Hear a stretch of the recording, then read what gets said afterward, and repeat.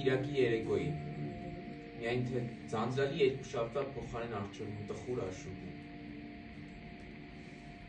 Ահա եւ սկսվեց 2020 թվականի աշունը, այնքան համապատասխանորացուցին։ Դեռ 3 արևը շողշողում էր, իսկ այսօր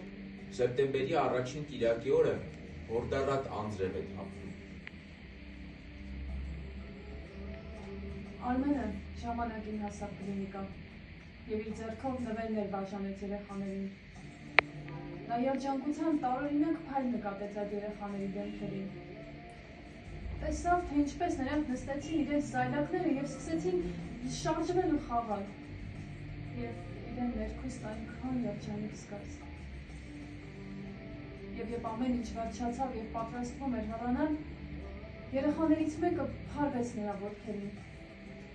Արմենը փորձեց ազատվել, բայց տղան նայելով նրա դեմքին էլ ավելի ամուր փարվեց ոտքերին։ Արմենը կռացավ ու հարցրեց նրան. Քեզ էլի ինչ-որ բան է պետք։ Չէ, ես ուղղակի ուզում եմ հիշել քո դեմքը, որպեսզի երբ տեսնեմ քեզ Աստծո մոտ, կարողանամ ճանաչել եւ նորից շնորհակալություն հայտնել։